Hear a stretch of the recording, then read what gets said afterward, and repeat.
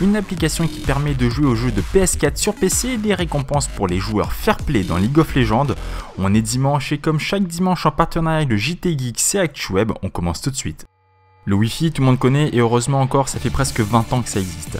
Si je vous en parle aujourd'hui, c'est tout simplement parce qu'il y a une alternative qui va prochainement sortir, c'est-à-dire dans les années à venir, comme vous affolez pas, c'est un projet qui date déjà de 2011, qui est en train d'être finalisé petit à petit, c'est le Li-Fi. Alors vous en avez certainement entendu parler sur internet, on en parle un petit peu partout, mais le Li-Fi c'est quoi? Eh bien le Li-Fi tout simplement, ce sont des données qui sont transmises par des faisceaux lumineux grâce à des LED. Alors contrairement au Wi-Fi, ça ne traverse pas les murs, mais ça permet par conséquent moins d'interférences avec les différents appareils de la maison et aussi une meilleure confidentialité. Votre voisin ne pourra pas pirater votre Li-Fi. L'avantage du Li-Fi, après ça, c'est sa vitesse. Il est 100 fois plus rapide que le Wi-Fi et même lors d'un test en laboratoire, ils ont réussi à atteindre un record de 224 gigas par seconde. Et en parlant de transfert de données sans fil, autant parler du streaming, non pas du streaming de vidéos en ligne comme sur YouTube par exemple, mais de streaming de jeux d'une console à un PC, en l'occurrence de la PlayStation 4 au PC. Alors certes, la Xbox One le fait déjà grâce à Windows 10, mais Sony ne reste pas en dernier étant donné qu'il proposera bientôt, très bientôt, ils sont en train de travailler dessus, une application officielle qui permettra donc de streamer ces jeux de la PlayStation 4 vers le Mac ou le PC. L'avantage sera non pas d'avoir des jeux aussi bien que sur PC, faut pas déconner, ça reste une PS4, mais tout de même de pouvoir enregistrer ces jeux, je suppose, sans avoir d'HDPVR ou Avermedia ou autre appareil qui est assez coûteux, donc tout simplement avec des logiciels comme Fraps et autres qui vont enregistrer ce qu'il y a sur votre écran, et peut-être même de jouer avec clavier et souris, ce qui peut être sympa pour certains FPS. Et restons dans les jeux vidéo pour parler de League of Legends, ce jeu auquel presque tout le monde a déjà joué ou tout du moins entendu parler.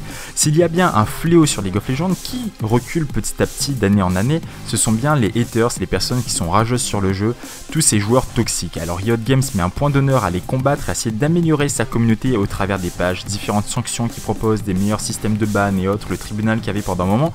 Mais là il propose un tout nouveau système pour pouvoir permettre d'éliminer ces joueurs toxiques. Ce sera tout simplement des récompenses pour les joueurs qui sont fair play, non pas en fin de saison comme ils faisaient jusqu'à maintenant. Certes, ce sera gardé, mais en plus de ça, vous aurez des récompenses si vous êtes un joueur fair play. Et si vous êtes un joueur toxique, vous ne les aurez pas. Quelles seront les récompenses? On n'en sait rien. Comment on les aura? On n'en sait rien. Est-ce qu'on pourra les acheter même si on est un joueur toxique? Je ne sais pas non plus. Quoi qu'il en soit, c'est quelque chose qui mérite d'être suivi et qui pourra peut-être encourager d'autres jeux à faire pareil. Et on va déjà conclure cet épisode avec des news en bref, avec Samsung qui sort une barrette de RAM de 128 Go en DDR4. Alors bon, ce sera notamment super utile pour des jeux comme Call of Duty ou encore l'utilisation de Chrome qui utilise beaucoup de mémoire RAM. À côté de ça, vous avez le Raspberry Pi qui sort une nouvelle version, le Raspberry Pi 0 qui sera encore moins cher, à 5 $ tout simplement, encore plus petit. Alors pour la puissance, je sais pas trop, mais bon, ça reste même un Raspberry Pi, hein, pas ça en folie non plus. Et mon coup de cœur smartphone de la semaine est le Umi Iron Pro qui est testé par GLG sur sa chaîne que je vous invite à aller voir.